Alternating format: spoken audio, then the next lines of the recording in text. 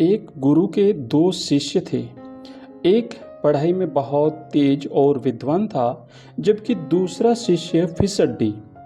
पहले शिष्य की हर जगह प्रशंसा और सम्मान होता था, जबकि दूसरे शिष्य की लोग उपेक्षा करते थे।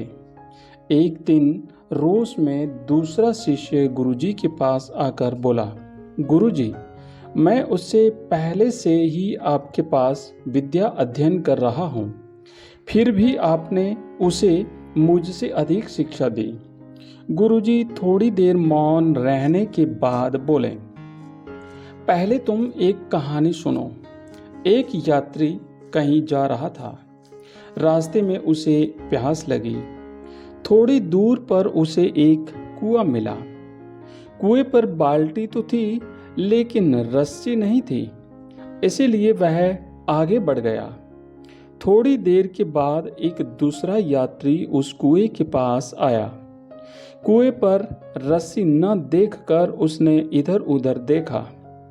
पास में ही बड़ी बड़ी घास उगी थी।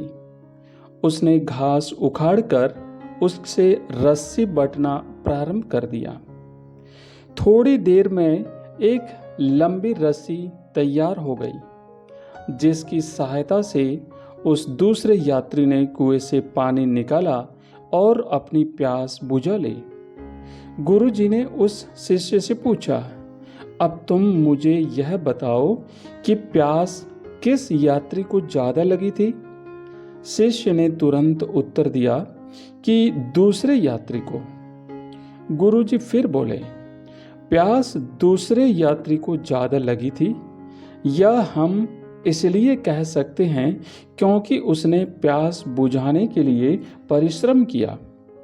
उसी प्रकार तुम्हारे सहपाठी में ज्ञान की प्यास है, जिसे बुझाने के लिए वह कठिन परिश्रम करता है, जबकि तुम ऐसा नहीं करते हो।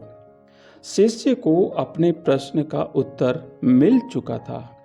वह भी कठिन परिश्रम में जुट गया। प्रिय विद्यार्थियों और कहानी सुनने वाले, आप हमारे चैनल को सब्सक्राइब कीजिए। धन्यवाद।